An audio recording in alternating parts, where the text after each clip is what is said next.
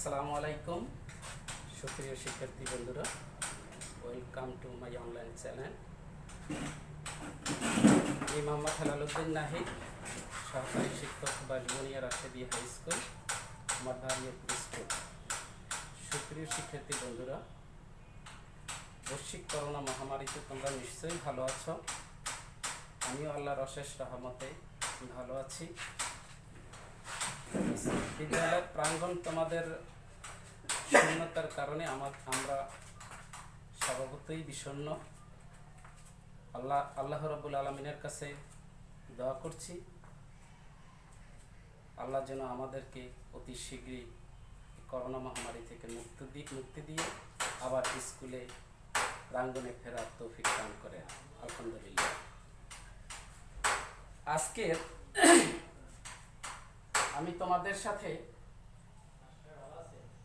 সাধারণ গণিতের একটি অধ্যায় নিয়ে আলোচনা করতে চাই।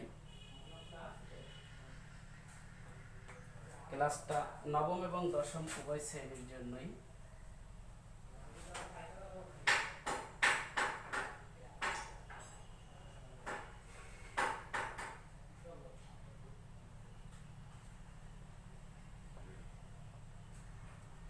নবম এবং দশম উভয় শ্রেণীর জন্য ক্লাসটা। ছোট্ট একটি অধ্যায়, সসীম ধারা, অধ্যায় 13। আমি এখানে মেইন টপিকসগুলো তোমাদের জন্য তুলে রেখেছি।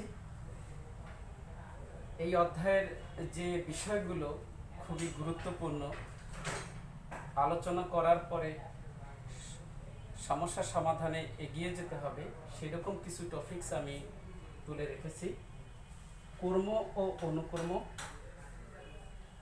ধারা, সমান্তর ধারার সাধারণ পদ নির্ণয়, সমান্তর ধারার n সংখ্যক পদের সমষ্টি নির্ণয়, প্রথম n সংখ্যক স্বাভাবিক সংখ্যার সমষ্টি নির্ণয়, সমস্যা ও সমাধান। এই 6টা টপিকসের উপরে আজকের আমার আলোচনা।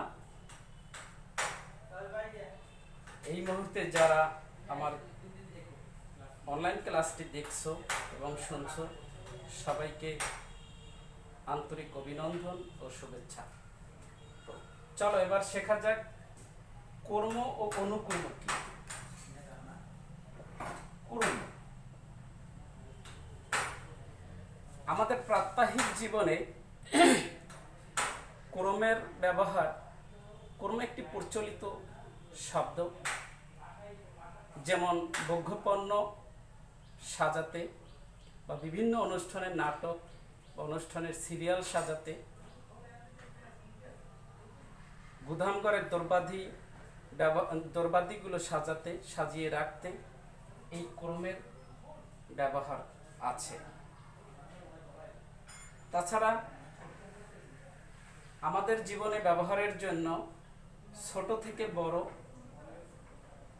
শিশু থেকে বৃদ্ধ, হালকা থেকে ভারী, এরকমের সুন্দরভাবে সুসজ্জিত করতে বা সাজাতে আমরা এই কর্মের ব্যবহার করে থাকি। সেটা সংখ্যার ক্ষেত্রে, বিভিন্ন দ্রব্যাদির ক্ষেত্রে, বস্তুগত প্রাণীগত উভয়ের ক্ষেত্রেই এই কর্মের ব্যবহারটা প্রাচীনকাল থেকেই চলে আসছে। লক্ষ্য করো, একটি সম্পর্কের কথা যদি চিন্তা করো, যেমন অনকে যদি আমি দ্বিগুণ করি তাহলে 2, এভাবে 2 2 দুগুণে 4, 3 6 4 8 n 2। এখানে আমি একটি কর্মের সম্পর্ক লিখে রাখছি। দেখো, উপরের যে সংখ্যাটি আছে এই সংখ্যাটিকে দ্বিগুণ করলে n, এখানে একটি স্বাভাবিক সংখ্যা, n এর দ্বিগুণ করলে আমরা পাই 2n। এটি একটি বিশেষ নিয়মের মাধ্যমে লেখা। n যদি একটি স্বাভাবিক সংখ্যার সেট যদি 1 2 3 4 একটি স্বাভাবিক সংখ্যার সেট একটি বিশেষ নিয়মের মাধ্যমে যোগবোধক জোড় সংখ্যার সেট এটা থেকে আমরা পাবো 2 4 6 8 একটি বিশেষ নিয়মে আমরা একটি যোগবোধক জোড় সংখ্যার সেট পেয়েছি। তাহলে আমরা ক্রমের সংখ্যাটা থেকে কি পাই? অনুক্রম বিশেষভাবে এই যে যোগবোধক জোড় সংখ্যাটা পেয়েছি বা জোড় সংখ্যার সেট পেয়েছি, এটাই হচ্ছে অনুক্রম, সিকোয়েন্স। সংজ্ঞাটা যদি আমরা দিতে চাই, অনুক্রম কি? কতগুলো রাশি একটি বিশেষ নিয়মের মাধ্যমে ক্রমান্বয়ে এমনভাবে সাজানো হয় যে প্রত্যেক রাশির প্রথম পদ পরবর্তী রাশির পরপর পদ পরের পদটি এমনভাবে সম্পর্কিত বা কিভাবে সম্পর্কিত তা জানা যায়। এটি একটি সিকোয়েন্স বা ক্রম। আমি আবারও বলছি, কতগুলো রাশি একটি বিশেষ নিয়মে ক্রমান্বয়ে এমনভাবে সাজানো হয় যেন প্রত্যেক রাশির একটি পদ এবং পরবর্তী পদটি কিভাবে সম্পর্কিত তা জানা যায়। এবং এটি যে বিশেষ নিয়মে মাধ্যমে সাজানো হয়, এটি হচ্ছে অনুক্রম বা সিকোয়েন্স।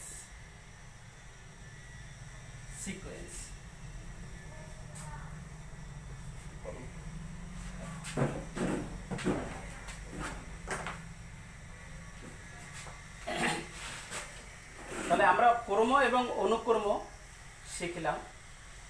এবার আসি ধারা। ধারা কি? এই অনুক্রম পদগুলোকে যদি প্লাস চিহ্ন দ্বারা যুক্ত করা হয় তাহলে একটি ধারা বা সিরিজ পাওয়া যায়। সিরিজ যেমন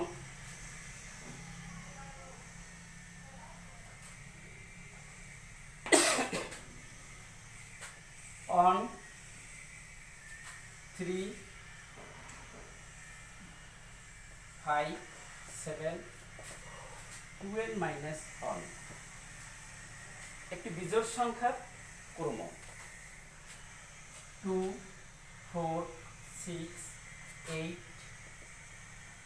2n একটি জোড় সংখ্যার ক্রম। on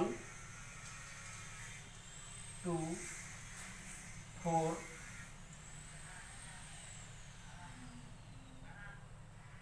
9 n স্কয়ার একটি বর্গের ক্রম। এভাবে যথাক্রমে ভগ্নাংশের ক্রম আমরা পেতে পারি, যেমন 2 3 3 4 4 5 n plus 2n n plus 1 একটি ভগ্নাংশের ক্রম। এভাবে আমরা অনেকগুলো ক্রম পেতে পারি। এই ক্রমগুলোকে যদি আমরা প্লাস চিহ্ন দ্বারা যুক্ত করি তাহলে একটি ধারা বা সিরিজ পাওয়া যাবে। একটু লক্ষ্য করো,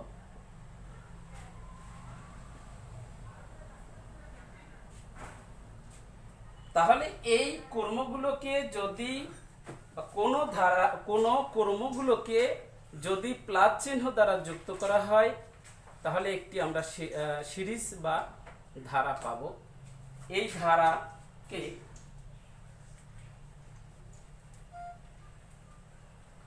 লক্ষ্য করো, ধারা হচ্ছে দুইটি।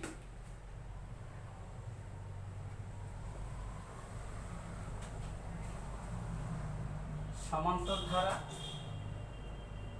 আর একটা হলো গুণোত্তর ধারা। সমান্তর ধারা, গুণোত্তর ধারা, অ্যারিথমেটিক সিরিজ,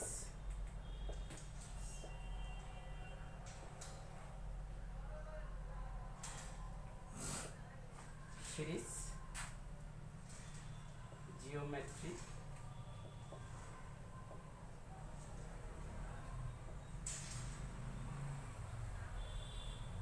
জিওমেট্রিক সিরিজ। আমরা আজকের সমান্তর ধারা নিয়ে আলোচনা করব। গুণোত্তর ধারার জন্য পরবর্তীতে আমি আরও একটা ভিডিও আপলোড করার চেষ্টা করব গুণোত্তর ধারা নিয়ে শুধুমাত্র। সেই ভিডিওর মাধ্যমে তোমরা গুণোত্তর ধারার সূত্রগুলো বা গাণিতিক সমস্যা কীভাবে সমাধান করতে হয় সেটা জানতে পারবে। চলো এবার আসা যাক সমান্তর ধারা কি। সমান্তর ধারা একটু লক্ষ্য করো, আমরা ধারার সংজ্ঞাটা দিয়েছিলাম যে অনুক্রমগুলো প্লাস চিহ্ন দ্বারা যুক্ত হলে একটা সিরিজ বা ধারা পাই। তাহলে সমান্তর ধারা কি? সমান্তর ধারা হচ্ছে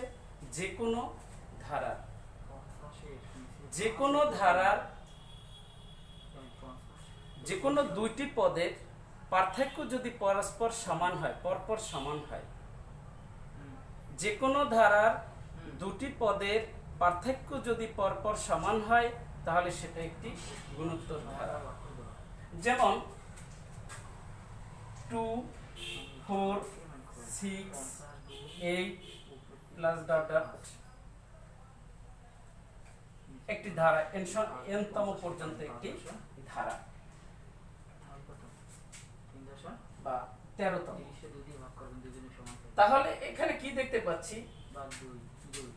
অনুক্রমের প্রথম রাশিকে প্রথম পদ, দ্বিতীয় রাশিকে দ্বিতীয় পদ, তৃতীয় রাশিকে তৃতীয় পদ, এভাবে পরপর পদগুলো সাজানো যায়। প্রথম পদকে এখানে যদি আমি পার্থক্য নির্ণয় করি তাহলে দেখা যাচ্ছে কি পার্থক্য দ্বিতীয় পদ বিয়োগ প্রথম পদ, যেমন 4 - 2 = 2।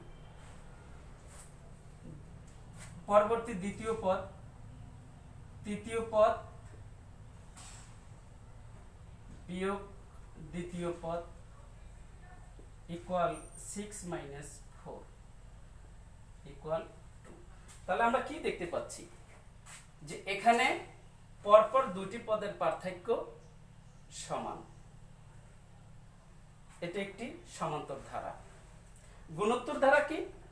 গুণোত্তর ধারা হয়েছে পরপর যে কোনো ধারার পরপর দুটি পদের অনুপাত যদি পরস্পর সমান হয় বা সর্বদা সমান থাকে সেটা হচ্ছে একটি গুণোত্তর ধারা। যেমন উদাহরণ হিসেবে যদি আমি তোমাদেরকে দেখাতে চাই তাহলে একটি উদাহরণ দেওয়া যেতে পারে 2, 4, 8, 16 ডট ডট। এখানেও একটু লক্ষ্য করো, দ্বিতীয় পদ অনুপাত 2 অর্থাৎ প্রথম পদ, দ্বিতীয় পদ ভাগ প্রথম পদ, তাহলে সমান পাবো কত? 2। আবার তৃতীয় পদ ভাগ প্রথম পদ, দ্বিতীয় পদ পাবো 2। এভাবে দেখলে প্রত্যেকটা পদকে অর্থাৎ যে কোনো একটা পদকে তার পূর্ববর্তী পদ দ্বারা যদি আমি ভাগ করি তাহলে এর যে ভাগফল অনুপাতটা হবে সব সময় সমান হবে। এই সমানটাই হইছে একটি গুণোত্তর ধারা। প্রিয় শিক্ষার্থী বন্ধুরা, তাহলে এবার আসো যে আমরা এই ধারা থেকে কিভাবে সমান্তর ধারার সাধারণ পথটা নির্ণয় করতে পারি সেটা নিয়ে একটু আমরা আলোচনা করব। তবে এই সমান্তর ধারা আবার দুইটা, একটা হলো ফাইনাইট সিরিজ আর একটা হলো ইনফিনিট সিরিজ। ফাইনাইট সিরিজ কি? যেটা পদ সংখ্যা নির্দিষ্ট, যেমন 1, 3, 5, 7, 11, এটা পদ সংখ্যা নির্দিষ্ট, 20 পর্যন্ত হতে পারে। আর যে ধারা বা যে সিরিজের পদ সংখ্যা অনির্দিষ্ট থাকে, যেমন 1, 3, 5, 7, 11, 9 ডট ডট অসীম, ইনফিনিটিভ যেটা ইনফাইনিট, এটা হলো অসীম। অনন্ত ধারাও বলে এটাকে, অনন্ত সিরিজ, আর এটার নাম হচ্ছে শান্ত সিরিজ। তাহলে সমান্তর ধারা থেকে আমরা দুইটি ধারা পাইলাম, একটা হলো ফাইনাইট সিরিজ। আমরা সাধারণ গণিতে তোমাদের শুধু ফাইনাইট সিরিজ সম্পর্কে আলোচনা আছে, আর ইনফাইনাইট সিরিজটা যারা বিজ্ঞান শাখায় পড়াশোনা করে তাদের জন্য উচ্চতর গণিত নামে একটি সাবজেক্ট আছে, তাদের ওখানে ইনফাইনাইট অধ্যায় আছে, একটা অসীম ধারা সম্পর্কে ওখানে বলা আছে। আমরা এখান থেকে এই অধ্যায়টার নামকরণ করা হয়েছে সসীম ধারা অর্থাৎ শান্ত ধারা। এবার আসি কিভাবে সমান্তর ধারার সাধারণ পদ নির্ণয় করা যায়। প্রিয় শিক্ষার্থী বন্ধুরা, এই সাধারণ পদটা আমরা নির্ণয় করব একটু প্রমাণের মাধ্যমে। তাহলে এবারে লক্ষ্য করা যাক, আমরা একটু আগেই বলেছি, একটু আগে শিখেছি যে একটি ধারার বা একটি ক্রমের একটি রাশির প্রথম রাশিকে প্রথম পদ, দ্বিতীয় রাশিকে দ্বিতীয় পদ এবং তৃতীয় রাশিকে তৃতীয় পদ বলা হয়। তার প্রথম পদকে সাধারণত এ দ্বারা চিহ্নিত করা হয়, প্রথম পদ এ।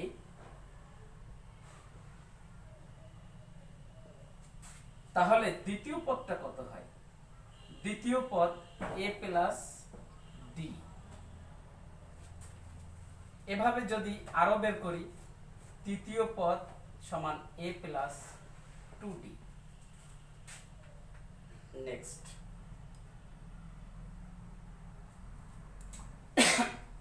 সুতরাং ধারাটি কিভাবে হয়?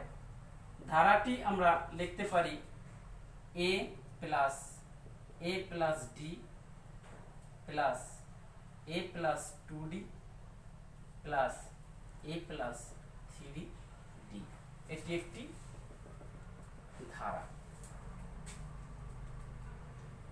এই ডি হইছে সাধারণ অন্তর। অন্তর কি? অন্তর হইছে প্রাপ্ত দুটি পদের বিয়োগফলকে সাধারণ অন্তর বলা হয়। প্রাপ্ত দুটি পদের বিয়োগফলকে সাধারণ অন্তর বলা হয়। যেমন একটা ধারা যদি 1 3 হয় 5, তাহলে প্রাপ্ত দুটি পদের পরপর প্রাপ্ত দুটি পদের বিয়োগফল d ইকুয়াল 5 মাইনাস 3 ইকুয়াল কত? 2। আবার d ইকুয়াল 3 মাইনাস 1 ইকুয়াল কত? 2। তাহলে সাধারণ অন্তরটা কি? প্রাপ্ত দুটি পদের বিয়োগফলকে সাধারণ অন্তর বলা হয়। এবার আসি যে সাধারণ পদটা কিভাবে আমরা পাবো। এখান থেকে একটু লক্ষ্য করো যে প্রথম পদ এ, একে যদি আমি লিখি তাহলে এভাবে লেখা যায় এ প্লাস প্রথম 1 মাইনাস 1 ইন্টু ডি। 1 থেকে 1 বিয়োগ করলে 0 থাকে, 0 দিয়ে যদি ডি কে গুণ করি তাহলে 0ই হয়। সুতরাং প্রথম পদ এ। এভাবে দ্বিতীয় পদ এ প্লাস ডি, তাহলে এটাকে লেখা যায় এ প্লাস দ্বিতীয় মানে 2 মাইনাস 1 ইন্টু ডি। 2 থেকে 1 বিয়োগ করলে 1 থাকে, 1 দিয়ে ডি কে যদি আমি গুণ করি তাহলে এ প্লাস ডি হয়। তৃতীয় পদ এ প্লাস 2d, তাহলে এটাকে লেখা যায় কি এ প্লাস তৃতীয় 3 মাইনাস 1 ইন্টু ডি। 3 থেকে 1 বিয়োগ করলে 2 থাকে, 2d, তাহলে a প্লাস 2d আমরা এখানে পাই। এভাবে যদি আমরা লিখতে থাকি পর্যায়ক্রমে n তম পদ ধারাটির n তম পদ ইকুয়াল, একটু খেয়াল করো, আমরা ক্রমের ক্ষেত্রে দেখাইছিলাম 1 2 3 ডট ডট n সংখ্যক, অর্থাৎ একটি স্বাভাবিক সংখ্যার ক্রম, একটি স্বাভাবিক সংখ্যার অনুক্রম। তাহলে আমরা 1 2 3 ডট ডট কি লিখতে পারি, আর এখানে A plus N minus one into D. তাহলে আমরা কি পাইলাম, সমান্তর ধারার সাধারণ পথ নির্ণয়, অর্থাৎ ধারাটির n তম পদ equal a plus n minus 1 into D, a plus n minus 1 into D. এটি হলো সমান্তর ধারার সাধারণ পদ নির্ণয়। আমরা যদি এটির এই n-তম পদের উপরে একটি গাণিতিক সমস্যা বের করার চেষ্টা করি, তাহলে একটু লক্ষ্য করো তোমরা, আমি একটি গাণিতিক সমস্যা সমাধান করে দিচ্ছি সমান্তর ধারার সাধারণ পদ থেকে কিভাবে গাণিতিক সমস্যাটি সমাধান করা যায়। আসি এবার, তুমি মনে করো একটি ধারা 5 plus 8 plus 11 plus 14 plus dot dot ধারাটির কোন পদ 383। সাপোজ এটাকে তুমি মনে করো এটা একটা গাণিতিক সমস্যা। আমাদের পূর্ববর্তী আলোচনা থেকে আমরা কি শিখতে পারছি, ধারাটির প্রথম পদকে এ বলে, তাহলে আমরা লিখি ধারাটির প্রথম পদ এ ইকুয়াল 5 এবং ধারাটির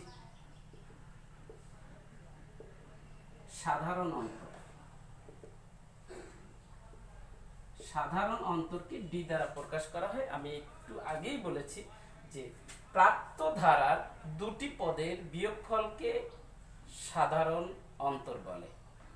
সেক্ষেত্রে অন্তর কি পাবো, ডি ইকুয়াল 8 বিয়োগ 5 ইকুয়াল 3। তাহলে আমরা সাধারণ অন্তর কত পাইছি, ডি পাইছি, ডি ইকুয়াল 3 পেয়েছি। তাহলে এটি কি, একটি গাণিতিক সমস্যা থেকে তোমাকে আগে নির্ণয় করতে হবে ধারাটি কি, সমান্তর ধারা না গুণোত্তর ধারা, এটা আগে নির্ণয় করতে হবে। তুমি কিভাবে বুঝবে এটি একটি সমান্তর ধারা? তাহলে আমি যে পূর্বের কথাগুলো বলছি এগুলোকে একটু মাথায় রাখতে হবে, কনসেপ্ট ক্লিয়ার রাখতে হবে, তাহলেই বুঝতে পারবা যে এটি একটি সমান্তর ধারা। সমান্তর ধারার সংজ্ঞায় বলেছিলাম যে যে কোনো ধারার দুটি পদের পার্থক্য যদি সর্বদা সমান হয় তাহলে সেটি একটি সমান্তর ধারা। তাহলে আমি ধারাটির ক্ষেত্রে দেখতে পাচ্ছি, আমি যে ধারাটি লিখছি হোয়াইট বোর্ডে, সেখানে খেয়াল করো একটু যে দুটি ধারার যে কোনো তুমি দুটি পদকে বিয়োগ করো, তাহলে সেক্ষেত্রে অন্তর সমান হচ্ছে, পার্থক্য সমান হচ্ছে। 11 থেকে যদি 8 বিয়োগ করো সেক্ষেত্রে 3, 14 থেকে যদি 11 বিয়োগ করো সেক্ষেত্রে 3 পাওয়া যাচ্ছে। সুতরাং আমরা বলতে পারি কি, এটি একটি সমান্তর ধারা। সুতরাং এটি একটি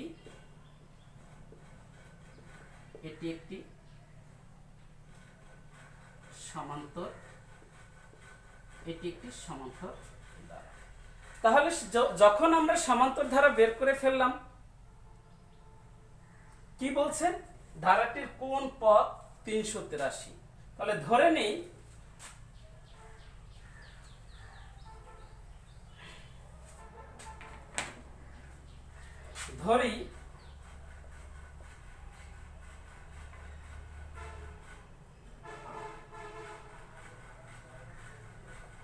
সমান্তর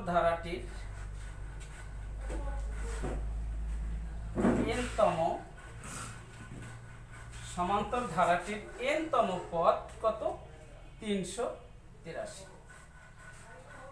প্রশ্ন চাচ্ছে যে ধারাটির কোন পদ 383। তাহলে আমি ধরে নিলাম সমান্তর ধারাটির n-তম পদ 383। আমরা জানি কি, আমরা জানি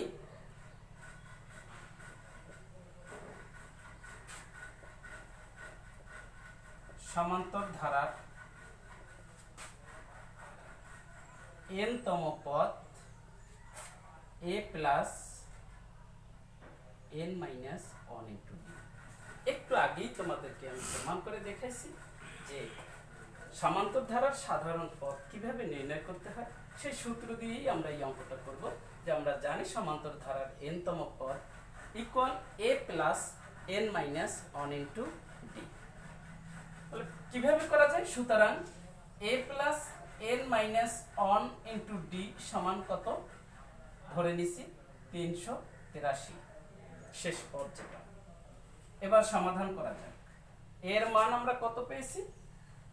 এর মান পেয়েছি 5 প্লাস n এর মান আমি জানি না, n এর মানটা বের করতে হবে। অন আর সাধারণ অন্তর কত? সাধারণ অন্তর d ইকুয়াল 3 ইকুয়াল 383। এটাকে যদি আমি সমাধান করি তাহলে কি পাওয়া যায় একটু লক্ষ্য করো।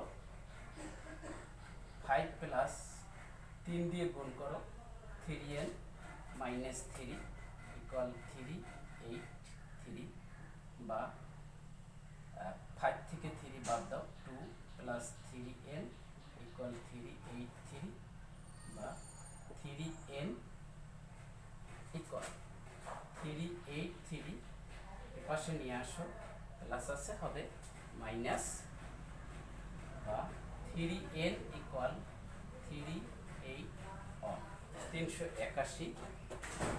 এটাকে যদি সামনের দিকে আমরা অগ্রসর হই তাহলে কি পাওয়া যায়? একটু লক্ষ্য করো। n equal 381/3। সুতরাং n সমান, এটাকে ক্যালকুলেশন করো, 3 এটির ভিতরে যায় 3 দুগুণে 6, 21, 3 7। তাহলে আমরা কি পাই? আমরা ধরেছিলাম যে সমান্তর ধারাটির n তম পদ 383। আর আমরা যে পদটিকে ধরেছি সেই পদটা n এর মান আমরা পাইছি কত? 127। সুতরাং আমরা লিখতে পারি, সুতরাং আমরা এখান থেকে এটা একটু লিখে দিই যে সুতরাং সমান্তর ধারাটির n এর মান 127 তম পদ 383। তাহলে প্রিয় সুপ্রিয় শিক্ষার্থী বন্ধুরা, তোমরা শিখতে পারছো যে সমান্তর ধারার সাধারণ পদ কিভাবে নির্ণয় করতে হয়, প্লাস এ থেকে আমি একটি সমস্যা সমাধান করেও তোমাকে আমি দেখিয়ে দিয়েছি যে কিভাবে সমস্যাগুলো সমাধান করে যায়। শেষ করো।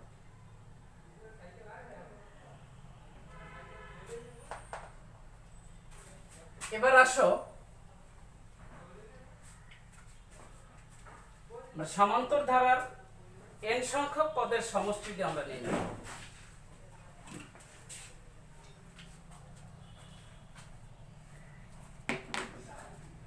সমান্তর ধারার n সংখ্যক পদের সমষ্টি নির্ণয়। কিভাবে সমান্তর ধারার n সংখ্যক পদের সমষ্টিটা নির্ণয় করা যায় তাহলে এবার একটু আসা যাক। ধরি ধারাটির প্রথম পদ a, সাধারণ অন্তর d, পদ সংখ্যা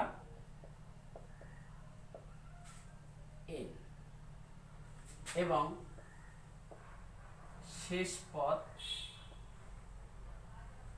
p। আমরা একটু ধরে নিলাম।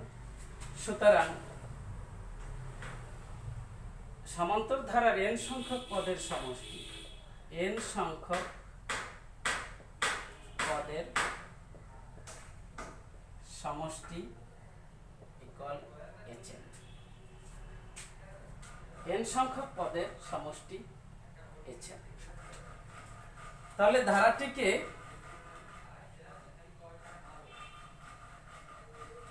একটি ধারা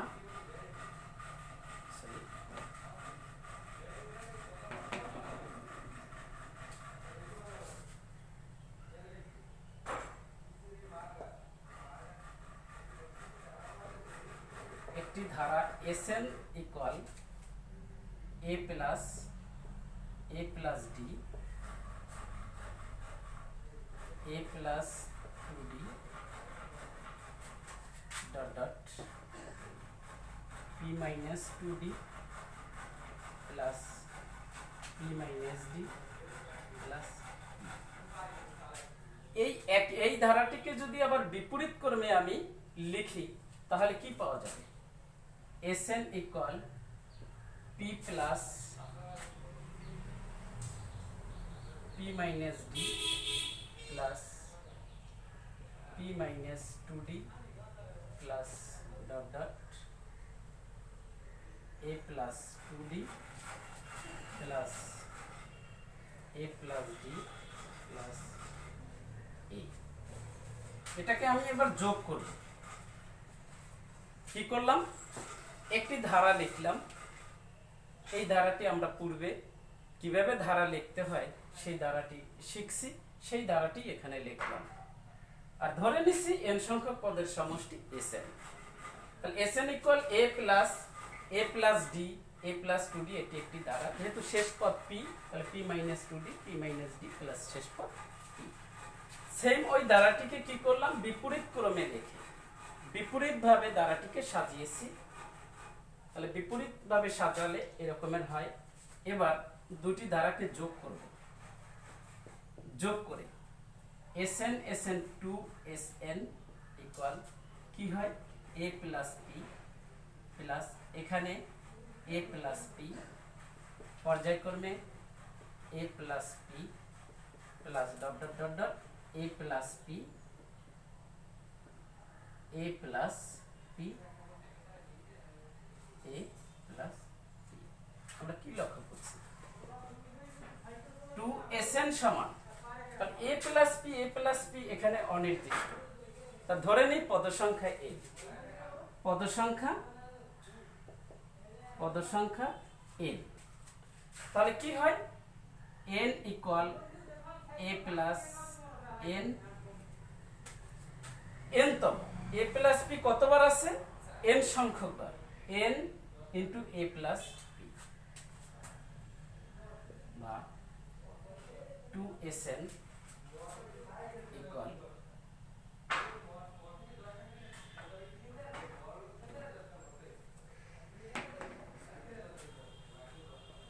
Sn equal n by 2 a plus p।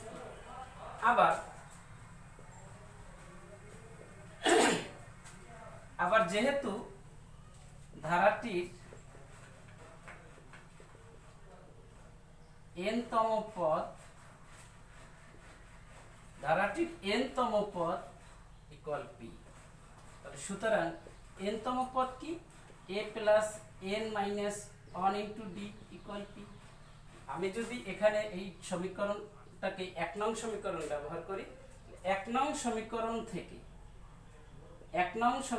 থেকে p এর মানটা যদি 1 নং সমীকরণে বসিয়ে দিই তাহলে কি পাওয়া যাবে?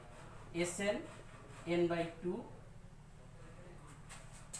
a plus p এর মান কত পাইছি? a plus n minus 1 into d। সুতরাং কি হয়? Sn equal n by 2 a 2a plus n minus 1 into d। তাহলে আমরা কি পেলাম? সমান্তর ধারার n সংখ্যক পদের সমষ্টি নির্ণয়। সমান্তর ধারার n সংখ্যক পদের সমষ্টি কিভাবে নির্ণয় করতে হয় আমরা প্রমাণের মাধ্যমে তোমাদেরকে দেখিয়ে দিলাম। এবার এই সমষ্টি একটি উদাহরণের সাহায্যে আমরা বের করতে পারি, সমস্যার সমাধান একটা করে দেখাতে পারি। একটু খেয়াল করো,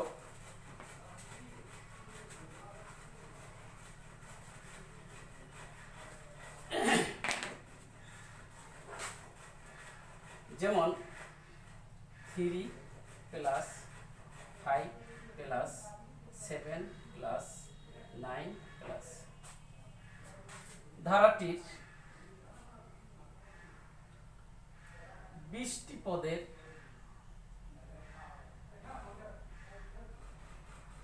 সমষ্টি কত? আমরা আগে এবার আগের মতোই দেখাবো যে কিভাবে ধারাটা বের করতে হয়, কোন ধারা সেটা আমাদের নির্ণয় করতে হবে। এটা গুণোত্তর দ্বারা না সমান্তর দ্বারা। আসি তাহলে এখানে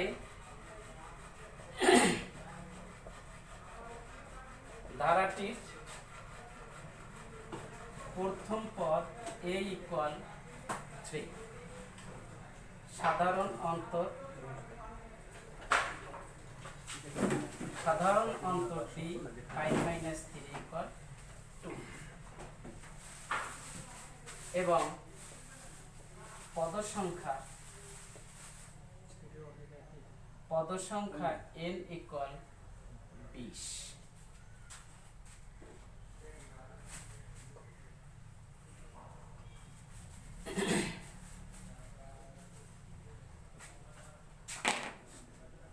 তাহলে কি লক্ষ্য করছি? তাহলে লক্ষ্য করা যায় যে এটি একটি, যেহেতু পার্থক্য সমান এবং অন্তর বের হয়েছে, সেহেতু বলতে পারি এটি একটি সমান্তর ধারা। তাহলে এটি একটি সমান্তর ধারা। সুতরাং সমান্তর ধারাটির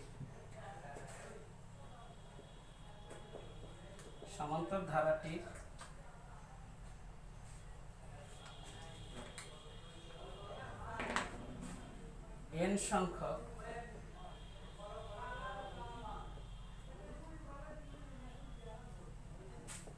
সংখ্যক পদের সমষ্টি Sn ইকুয়াল, একটু আগে তোমাদেরকে যে সূত্রটা বের করে দিয়েছিলাম, যে সমান্তর ধারার n সংখ্যক পদের সমষ্টি নির্ণয়ের যে সূত্রটা প্রমাণ করে দেখিয়েছি, ওই সূত্রটা দিয়েই আমি এই সমাধানটা করব।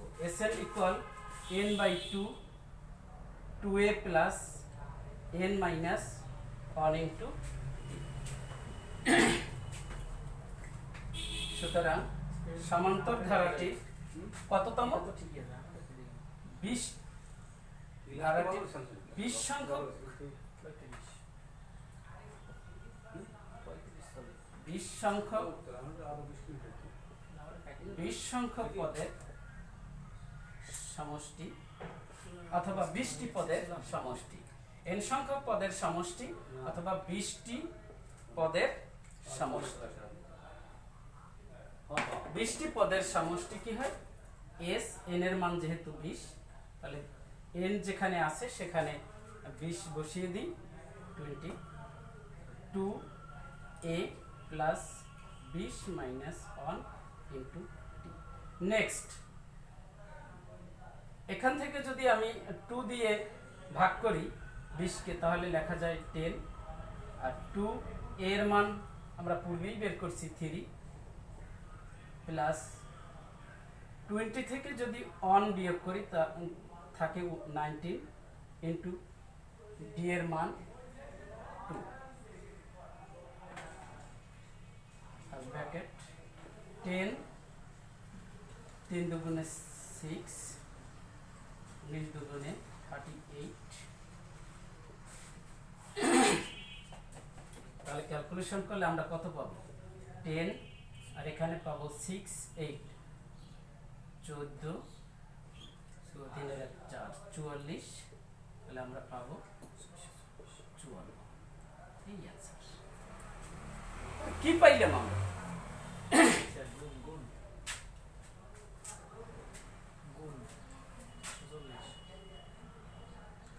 সরি, এটা গুণ আকারে ছিল, তাহলে সেটা হবে 440 হবে। তাহলে আমরা কি দেখতে পেলাম? যে সমান্তর ধারার n সংখ্যক পদের সমষ্টির যে সূত্রটা বের করেছি, ওখান থেকে একটি সমস্যার সমাধান করে আমি দেখিয়ে দিয়েছি যে সমান্তর ধারার n সংখ্যক পদের সমষ্টি এভাবে বের করা যায়। তো সুপ্রিয় শিক্ষার্থী বন্ধুরা, তো এভাবে তোমরা সমান্তর ধারার যতগুলো অঙ্ক আছে অধ্যায়, সবগুলো তোমরা এই সূত্র দুইটা দিয়ে করতে পারবা। 13.1 অনের যে অঙ্কগুলো আছে এই দুইটি সূত্রের মাধ্যমেই তোমরা এগুলোকে করতে পারবা। তোমরা একটু বাসায় বসে এই অঙ্কগুলোকে একটু দেখো প্লিজ। বাসায় বসে এই কথাগুলো যদি তোমরা একটু একটু মনে থাকে বা একটু তোমাদের উপকারে আসতে পারি, তাহলে আজকের অনলাইন ক্লাসটা আমাদের কাছে সার্থক হবে। আবারও তোমাদেরকে ধন্যবাদ জানাচ্ছি। ভালো থেকো, সুস্থ থেকো। আল্লাহ হাফেজ।